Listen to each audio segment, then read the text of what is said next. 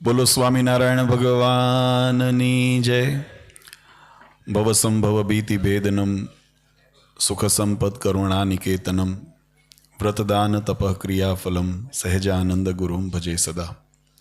વર્ણિવેશ રમણીય દર્શનમ મંદહાસ્ય રુચિરાનનાંબુજમ પૂજિતમ સુરનરોત્તમે મુદા ધર્મનંદન મહં વિચિંતય. ત્વં સુકાંતવૃતમ કાંતમ ત્વં કાંતમ સર્વદોગતમ ત્વં ગતે દ્વેગ દેવત્વમ ત્વં વંદે ભક્તિકાસુતમ.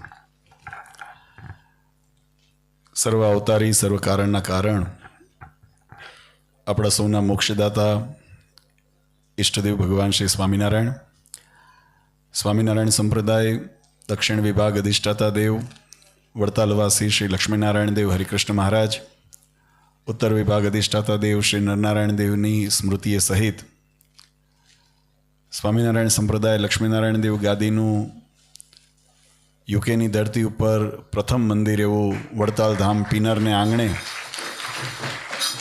મૂર્તિ પ્રતિષ્ઠા મહોત્સવની પૂર્વ સંધ્યાએ સભામાં ઉપસ્થિત ધર્મકુળ આશ્રિત વાલા સર્વે મારા સંતો પાર્ષદો, શ્રીજીના લાડીલા ધર્મકુળ આશ્રિત વાલા સર્વે સત્સંગી હરિભક્તો, સર્વ ધર્મપ્રેમી સજ્જનો, સર્વ મોક્ષભાગી જીવાત્માઓ, દરેક ભક્તજનોને અમારા હૃદયપૂર્વક જય સ્વામિનારાયણ.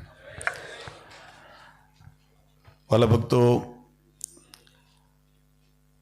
જે ઘડીની આપણે સૌ અતિ આતુરતાથી રાહ જોતા હતા કે આપણા મંદિરની અંદર અનંતકોટી બ્રહ્માંડાધીશ્વર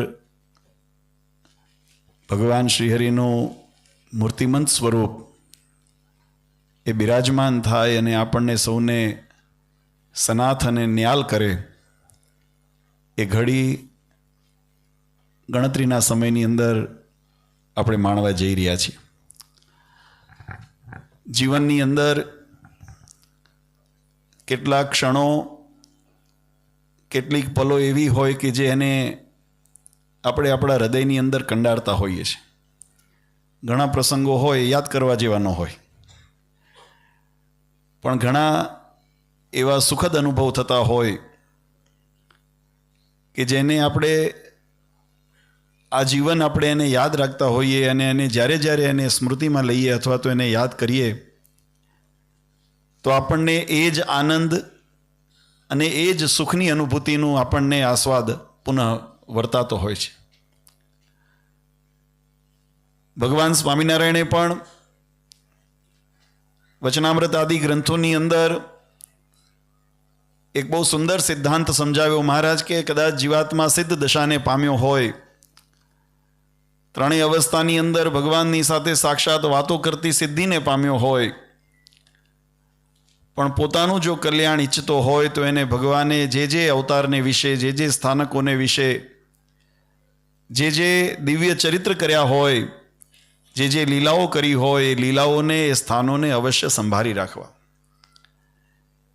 એની પાછળનો એક સુંદર ભાવ રહેલો છે કે જેટલું સ્મરણની અંદર ભગવાનની મૂર્તિ અથવા તો ભગવાનનું નામ આપણા હૃદયની અંદર આપણે વીંટતા રહેશું,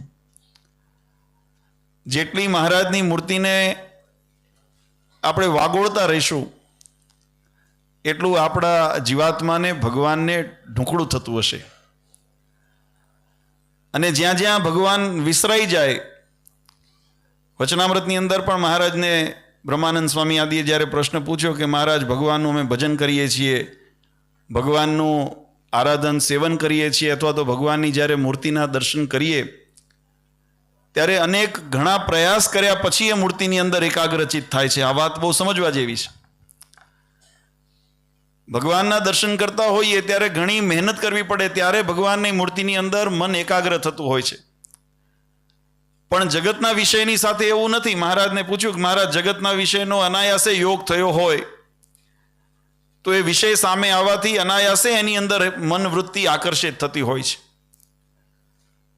તો આ ભેદ કેમ છે? ભગવાનનું જ્યારે ધ્યાન કરવું હોય, મહિમા સમજ્યા, સત્સંગ કર્યો, જ્ઞાન મહારાજનું થયું, તો પણ મૂર્તિની અંદર મન પુરવવામાં કઠણાઈ પડતી હોય અને જગતના વિષયની અંદર આપણને એટલી મહેનત ન પડે ને સહેજે સહેજે એની અંદર મન આકર્ષાય, ત્યારે મહારાજે વચનામૃતની અંદર એનો ઉત્તર કર્યો. મહારાજ કહે કે એનો મતલબ કે હજુ ભગવાનનો પરિપક્વ મહિમા સમજાણો નથી. જો ભગવાનનો મહિમા સમજાણો હોય તો એને મનમાં ડર રહે કે મને કોઈ એવા વિષયનો, વચનામૃતમાં મહારાજ કીધું કે મને કોઈ એવા વિષયનો યોગ ન થાય જે મને ભગવાનથી ભટકાવે. આ જીવનની અંદર ભગવાનનો ભક્ત હોય એનું ખબરદારપણું રાખે, એની સાવધાની રાખે કે મને એવા વિષયનો યોગ જ ભગવાન ન કરવા દે અથવા તો ન થાય કે જેનાથી ભગવાનની મૂર્તિ એ વિસરાઈ જાય.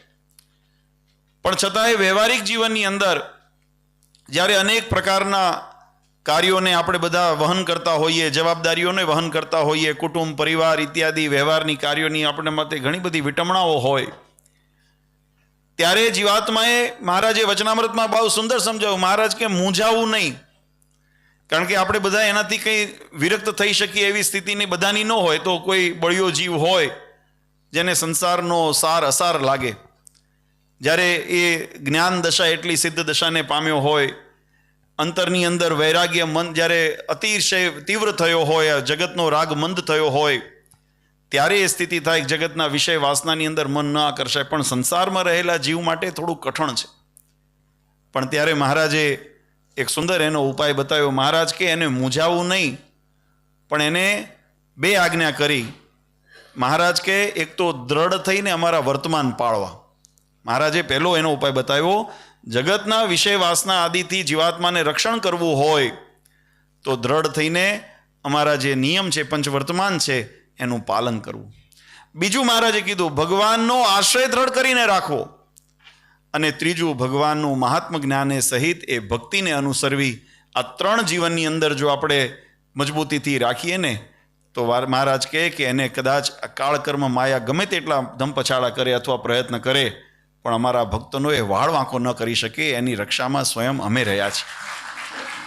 આજે આવી સુંદર ઉપાસના ભક્તિની રીત અને સાંસારિક સુખની સાથે સાથે આત્યંતિક કલ્યાણ જીવાત્માનું થાય એના માટે ભગવાન શ્રી હરિએ જે ઉપાસના ભક્તિની રીત પ્રવૃત્તાવી, એના પોષણના ભાગરૂપે મહારાજે જેમ સ્વયં આપણે 2 દિવસથી કથાની અંદર 3 દિવસથી એનો મહિમા સમજીએ છીએ કે ભગવાને મંદિરો શા માટે કરાવ્યા, ષડંગી સંપ્રદાય શા માટે મહારાજે સ્થાપિત કર્યો, ઉપાસના ભક્તિના રીતને કેમ પોષણ આપી, વગેરે આપણે ખૂબ મહિમાની વાતો આપણે શ્રવણ કરી છે.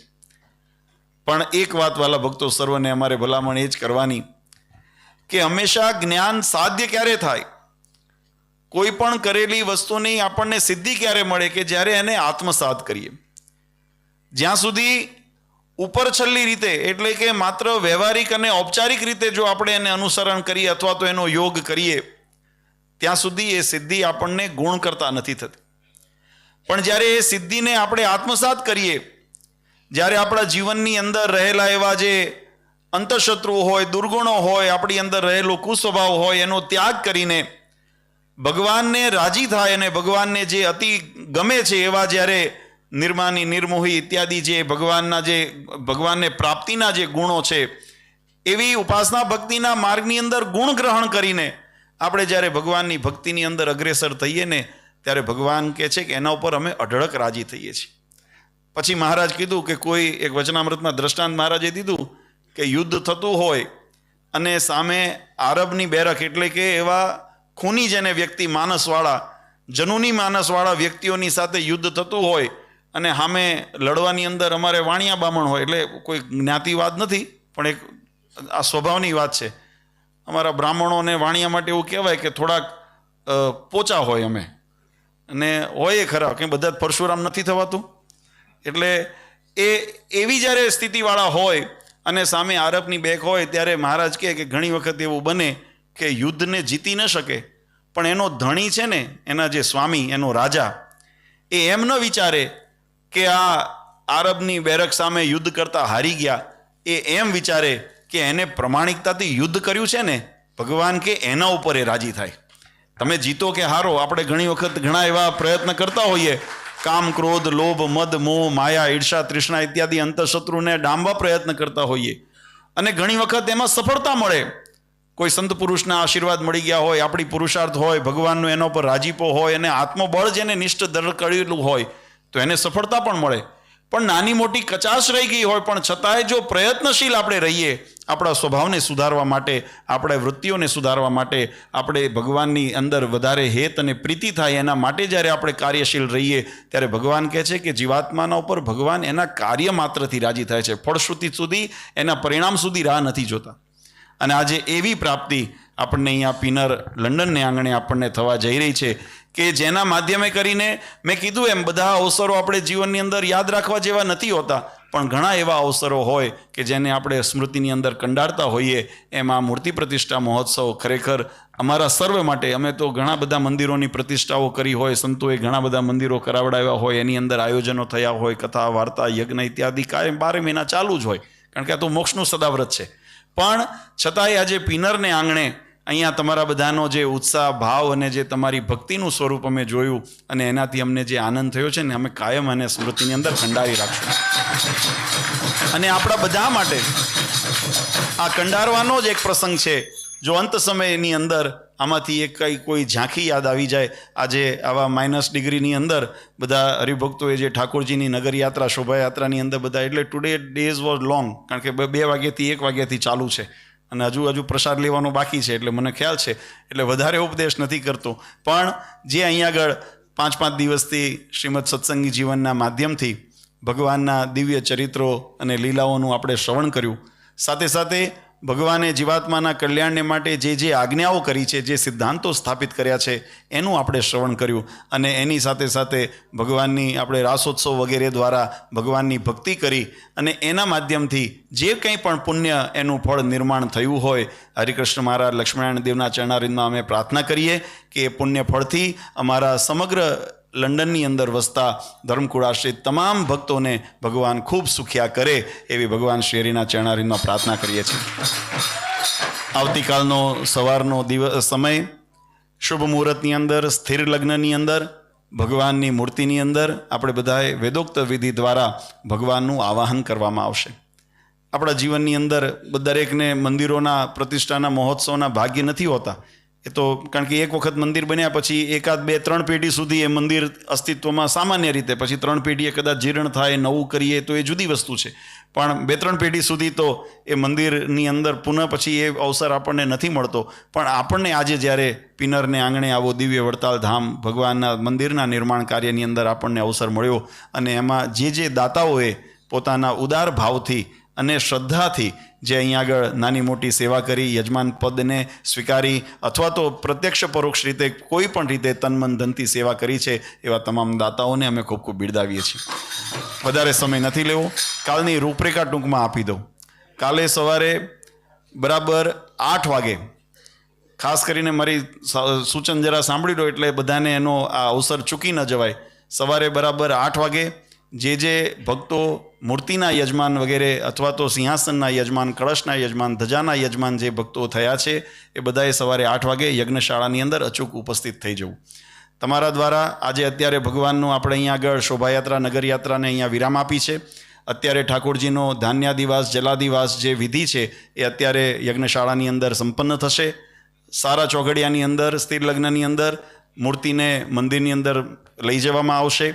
સવારે બરાબર 8 વાગે જ્યારે ભક્તો અહીંયા આવશે, થોડો યજ્ઞનો શેષ ક્રમ છે એને પૂર્ણ કરી અને પછી યજમાનો દ્વારા સિંહાસન, કળશ, ધજા વગેરેનું પૂજન કરવામાં આવશે. અને ત્યાર પછી બરાબર 10:30 એટલે કે લગભગ 10 વાગ્યાની આસપાસ આપણે મૂર્તિ પ્રતિષ્ઠાનો વિધિ એ પ્રારંભ થશે. 10:30, 11:45 સુધી એ વિધિ ત્યાં ચાલશે અને ત્યાર પછી આપણે અહીંયા સત્સંગ સભા કરશું. ત્યાં ઠાકોરજીનો અન્નકોટ ધરાવવામાં આવશે અને એ અન્નકોટની આરતી, પ્રતિષ્ઠાની આરતીના દર્શન આપણે સૌ સાથે કરશું. અને ત્યાર પછી યજ્ઞની પૂર્ણાહુતિ, આ આવતીકાલનો ક્રમ છે એટલે લગભગ 12:30 જેવું થશે.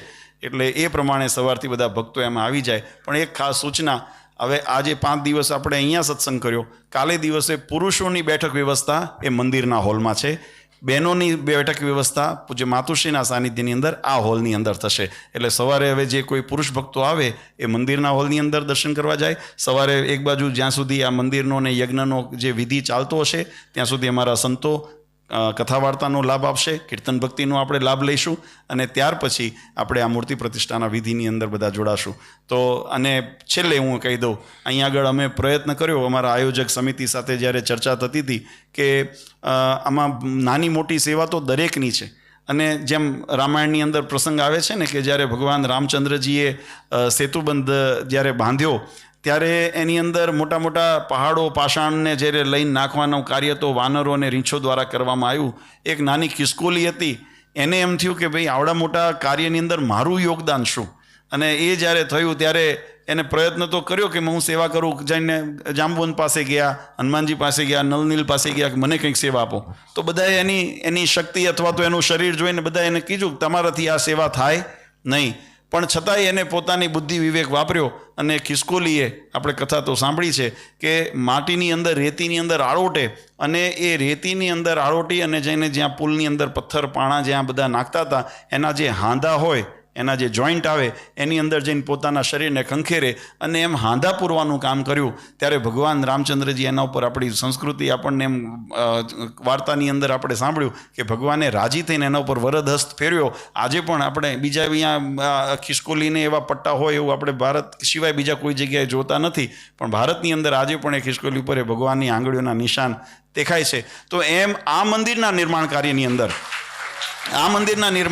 અંદર જેને ભગવાને શક્તિ આપી છે એને મોટી સેવા કરી છે. પણ જે ભક્તો હજુ સંકલ્પ માત્રમાં છે અને હજુ એ સ્થિતિની અંદર નથી પહોંચ્યા, પણ એના હૃદયની અંદર પણ એવી ભાવના હતી કે અમારે ફૂલ નહીં, ફૂલની પાંખડી અમારી ભગવાનને અર્થે વપરાય. અમે તો કાયમ એમ કહીએ છીએ કે ભગવાન છે ને, તમે બીજ જ્યારે જમીનમાં વાવો ને ત્યારે એક બીજ વાવો છો. તમે આંબાની ગોટલી વાવો ને તો એક ગોટલી વાવો, પણ જ્યારે એના ઉપર વૃક્ષ તૈયાર થાય અને એના ઉપર જ્યારે કેરીઓ આવે ને ત્યારે અગણિત કેરીઓ આવે છે. એમ તમે તમારા ભાવથી, શ્રદ્ધાથી અને સંકલ્પથી આમાં ફૂલ નહીં ને ફૂલની પાંખડી જો કદાચ જેને સેવા કરી છે ને એવા તમામ ભક્તો ઉપર ભગવાનનો ખૂબ રાજીપો ઉતરશે, એમાં જરાય ના નથી.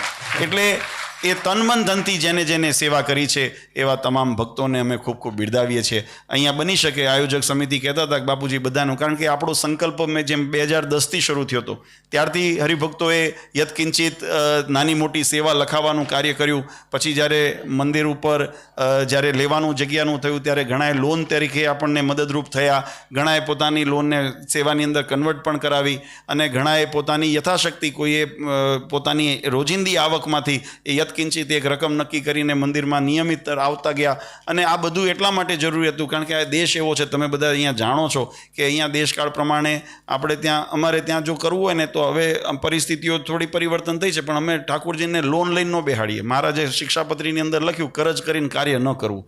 આપણ પહોંચ વિચાર કે આપણે પરમ દિવસે રૂપકમાં જોયું ને, ઉતની તીકી જે દોડ, જેટલું થાય એટલું કરવું.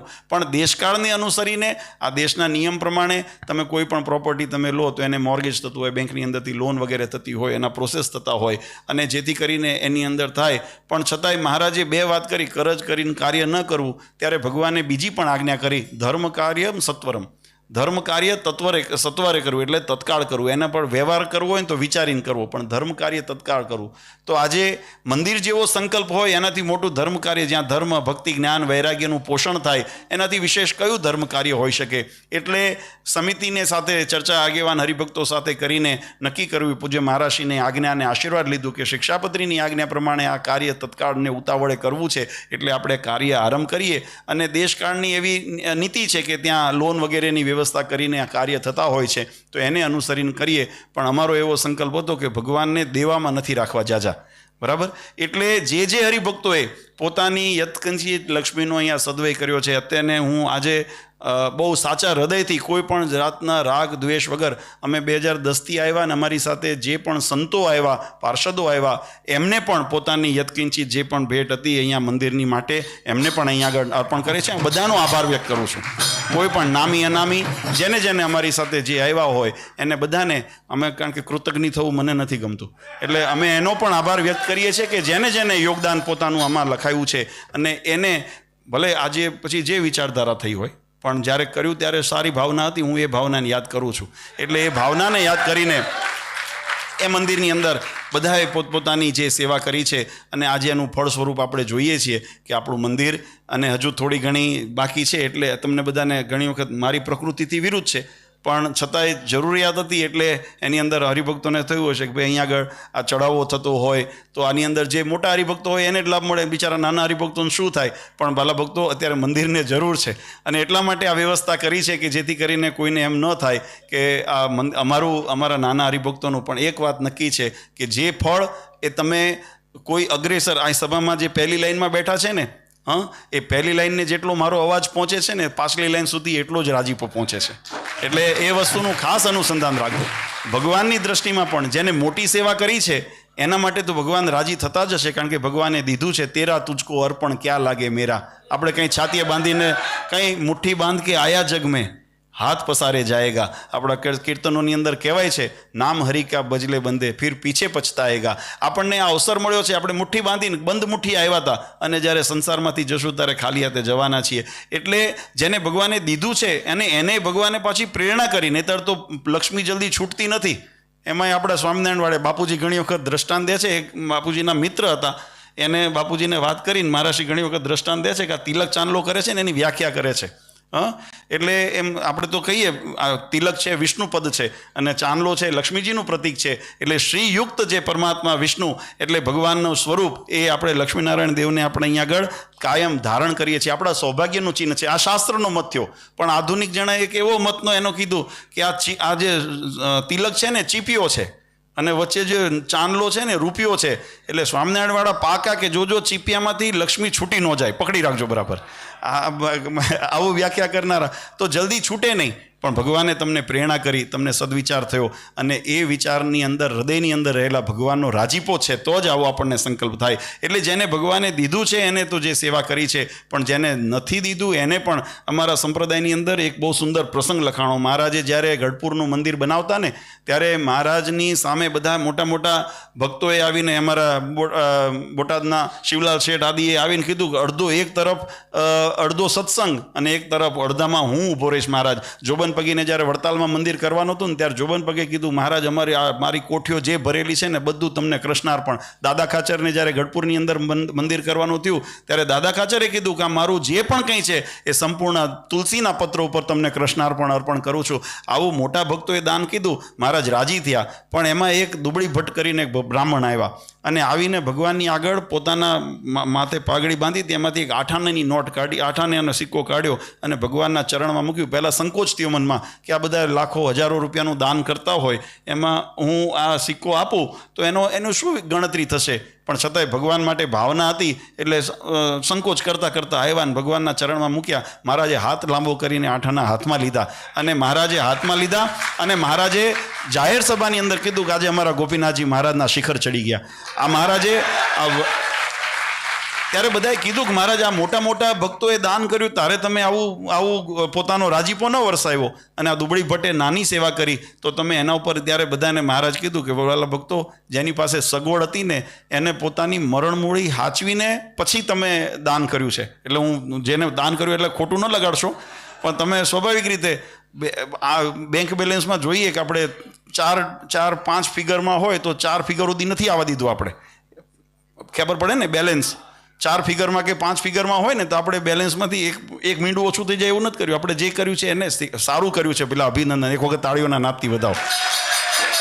પણ દુબળી ભટ્ટે તો પોતાની મરણ મૂડી હતી, એની પાસે આના સિવાય બીજો કોઈ ગડપણનો આશરો નથી, પણ છતાંય એને આ પોતાનું. એટલે અમે કીધું ગોપીનાથ, એટલા માટે હું પણ એ ભગવાનની આજ્ઞાને સિદ્ધાંતને માથે ચડાવીને વાત કરું છું કે મોટા ભક્તોએ જેને દાન કર્યું છે એમને લાખ ધન્યવાદ છે. પણ જે ભક્તોને એવી સ્થિતિ નથી છતાંય એને ભગવાનના પ્રત્યક્ષ આ ઉત્સવની અંદર પોતે સેવા કરી છે, પછી ચાહે શરીરથી કરી હોય, મનથી કરી હોય કે ધનથી કરી હોય, એવા તમામ ભક્તો ઉપર અમે વિશેષ અમારો રાજીપો અને આશીર્વાદ વરસાવીએ છીએ કે ભગવાન તમને. અને આ છે ને આ વાવેલું છે, તમે એ વસ્તુ સમજો, આ વાવણી કરેલી છે.